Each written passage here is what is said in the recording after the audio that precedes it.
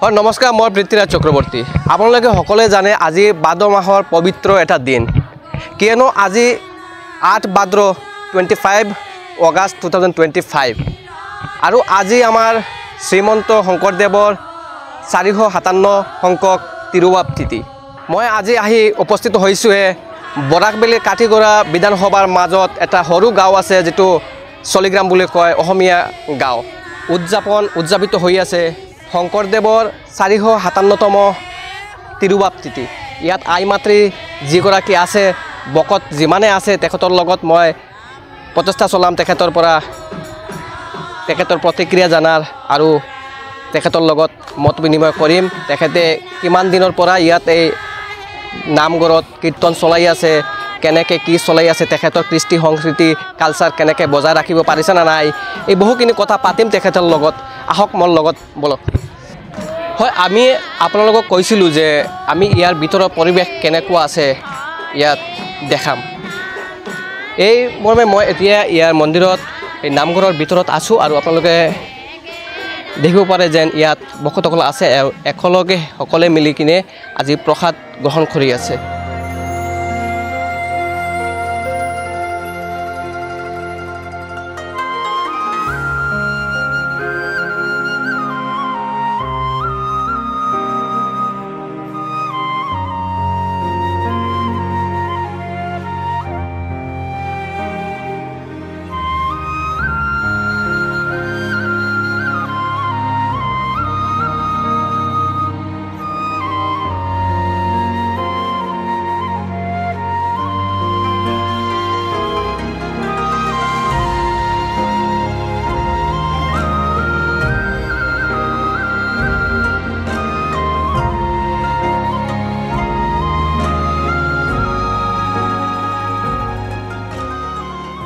তেখেতসকলৰ পৰা মই জানিম যে এই যেটো নামঘৰ আছে নামঘৰত কিমান দিনৰ পৰা তেখেতে এই নাম চলাই আছে বা তেখেতৰ কি সুবিধা হৈ আছে যেহেতু এটো বৰাকবেলিৰ কাঠিগড়া বিধানসভাৰ মাজত এটা সৰু গাঁৱত আৰু ইয়াত মেজৰিটি বুলি যদি মই কওঁ তেনেহ'লে বঙালীয়ে বেছি তো এই হিচাপত তেখেতে কেনেকৈ চলাই আছে বা তেখেতে ইয়াত কি ক'ব বিচাৰে এটো মই জানিম তেখেতৰ লগত মত বিনিময়ত তো আজি আপোনালোকে কি ক'ব কৃষ্ণ আমি আজি আমাৰ শ্ৰীমন্ত শংকৰদেৱৰ তিৰুভাৱ তিথিৰ উপলক্ষে আমি আজি তাৰ উৎসৱটো উদযাপন কৰিছোঁ এই আমাৰ গোটেই গাঁৱলীয়া মিলি আমি যেনে তেনে উদযাপন কৰিছোঁ আৰু আমাৰ ভালেই চলি আছে আমাৰ ইয়াত আজি আমি চলিগ্ৰাম হয় আমাৰ গাঁওখনৰ নাম সৰু গাঁও আমি কেইঘৰমান অসমীয়া আছোঁ তাতে আমি মিলিজুলি আমি আমাৰ কলা কৃষ্টি বজাই ৰাখিছোঁ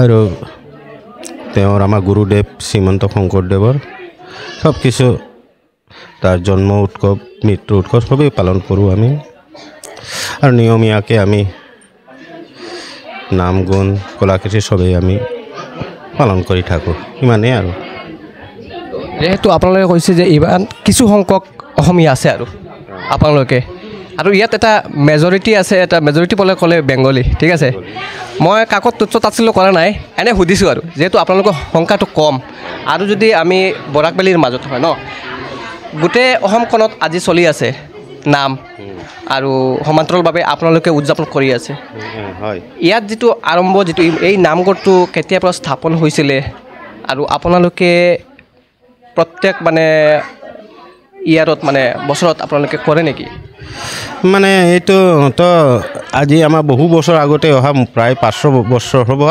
আগতে অহা কিন্তু আমাৰ এই নামঘৰ স্থাপিত হৈছিল 1845 চনত আৰু সৰু গাঁও হিচাপে আমাৰ প্ৰায় বঙালী মেজৰিটিটো বেছি আমি অসমীয়া হয়তো আমি 25-30 ঘৰমান আছোঁ তাতে আমাৰ একো অসুবিধা নহয় বঙালীও আমাৰ লগত মিলিজুলি চলে আজি যেহেতু আমি সব খনাতনি সেইকাৰণে তেখেতৰ লগতো আমাৰ ধৰ্ম ফালেও মিল বা আমাৰ লগত হিংসা কোনো ভাৱ নাই ধুনীয়াকৈ আছোঁ আমি এই আৰু মই এতিয়া আন এজনৰ ওচৰত গৈ আছোঁ ইয়াত আপোনাৰ নাম? মোৰ নাম বলৰাম বৰুৱা। হয়, আজি যিটো পবিত্ৰ ভাদ মাহৰ আৰু তিৰুভাৱ তিথি আমাৰ শংকৰদেৱৰ, এই উপলক্ষে আজিৰ এই পবিত্ৰ দিনত আপুনি কি ক'ব বিচাৰে? আজি গোটেই আমাৰ অসমবাসীলৈ আমাৰ শ্ৰীমন্ত শংকৰদেৱৰ সবৰে আমাৰ গুৰুজনাৰ যিটো তিৰুভাৱ তিথি, আমাৰ অল অসমত আজি তিৰুভাৱ তিথিৰ উৎসৱ নামঘৰত নাম কীৰ্তনে আই মাতৃ বাপ বান্ধৱসকলে গৈ পেলাই উৎসৱ কৰি আছে। লগতে আমিও এই আমাৰ কাছাৰত যদিও থাকোঁ, আমি কাছাৰত থাকিলেও আমাৰ এই ভিতৰুৱা কাঠিগড়া সমষ্টিৰ এটা কালাইনপীৰা ভিতৰুৱা এখন গাঁও। ভিতৰুৱা গাঁৱটো যিটো হিচাপে আমি মানে এই অসমীয়া হিচাপে আছোঁ, আমি একোটো পাহৰি যোৱা নাই। আমাৰ কলা কৃষ্টি যিবোৰক ৰীতি নিয়ম, অসমীয়া সমাজৰ যিটো গুৰুদেৱৰ কৃষ্ণ জন্মাষ্টমী, শংকৰদেৱৰ তিথি, শংকৰদেৱৰ তিৰুভাৱ আৱিৰ্ভাৱ আমি দুয়োটাই পালন কৰি যাওঁ। এই ভাদ মাহ গোটেইটো আমাৰ পবিত্ৰ মাহ, আমাৰ গুৰুজনাৰ জন্ম, আমাৰ শ্ৰীকৃষ্ণৰ জন্ম, এই গতিকে আমি ভাদ মাহটো আমি পালন কৰোঁ। আৰু গোটেই ভাদ মাহটো আমি গোটেই ৰাইজে মিলি পেলাই পালি হিচাপে আমি নাম এখন চবেই খৰাই দিয়ে। গধূলা আমি এখন ভাগৱত পাঠ কৰি আমি আই মাতৃ বাপ বান্ধৱসকলে আহি আমি উদযাপন কৰোঁ। গতিকে আজি আমি আপোনাক পাই বহুত ধন্যবাদ হ'ল। আমি ইমান বছৰৰ পৰা তাত পৰি আছোঁ, কোনো এজন মানুহক আমাক আহি পেলাই তেনেকুৱা সোধা নাই।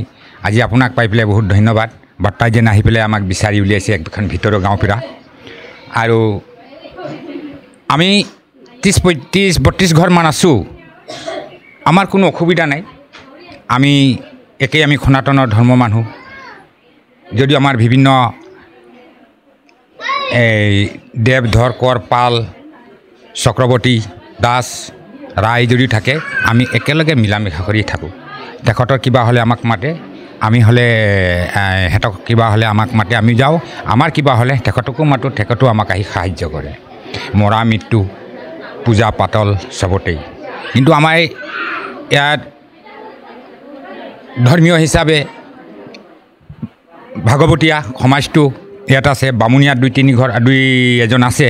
তো ভাগৱতীয়া সমাজটোৱে হ'ল প্ৰভা এতিয়া আৰু এইখন গাঁৱত বেছিভাগ। সেইটোৰ নিয়ম নীতিৰ কাৰণে বহুত বাধা বিঘ্ন আছে, সেইটো মানি চলে। সেইটো কাৰণে বিভিন্ন মানে আমাৰ যেতিয়া কীৰ্তন পাঠ হয়, সেই কীৰ্তন পাঠত কোনো দ্ৰব্যপান যাতে খাই নাহক। গতিকে আমাৰ মানে এটা খুব পৰিৱেশটো মানে সুন্দৰ ধুনীয়াৰ কাৰণে আমি এইটো আমাৰ নহয় নামঘৰত। এইটো বুলি মই ধন্যবাদ।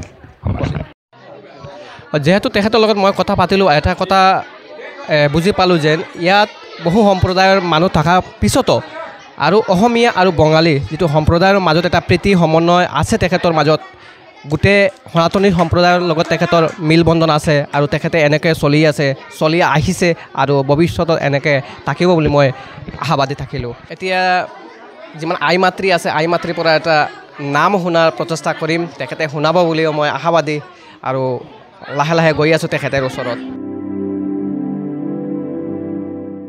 মই আহি পাইছোঁহে আমাৰ আই মাতৃৰ মাজত আৰু তেখেতৰ পৰা শুনিম আজি ভাদ মাহৰ পবিত্ৰ দিন যিহেতু আমাৰ শংকৰদেৱৰ তিৰুভাৱ তিথি আৰু এটা নাম তেখেতৰ পৰা শুনিম।